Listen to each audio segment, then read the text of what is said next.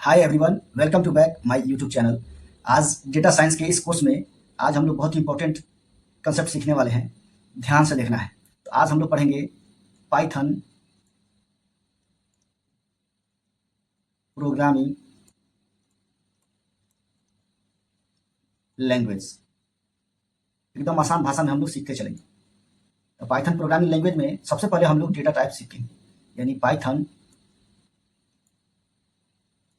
Data types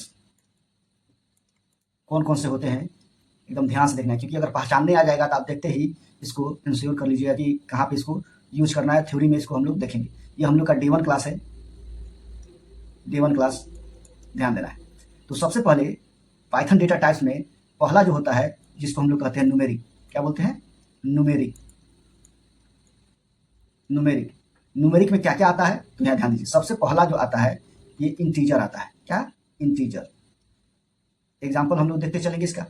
जैसे example के form में हम लोग देखेंगे 0, -1, -2, -3, -4, ये 1, 2, 3, ये 4। 0 को हम लोग बोलते हैं न्यूट्रल इंटीजर। क्या बोलते हैं? Neutral integer.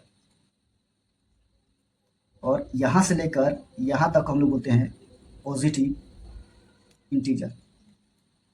Positive integer.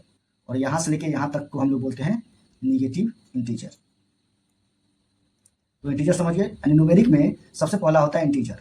अब उसके बाद जो होता है उसको हम लोग देखते हैं। और दूसरा होता है complex number. Complex number. Complex number आप 12th क्लास में पढ़े होंगे अलजेब्रा में। तो देखते हैं कि ये किस फॉर्मेट में पूछता है।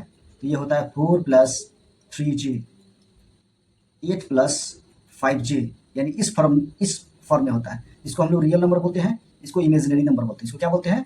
Real number. 12th क्लास में आप पढ़े होंगे।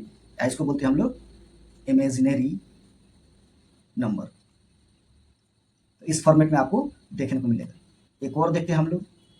इसमें एक और होता है जिसको हम लोग बोलते हैं फ्लोट या डेसिमल।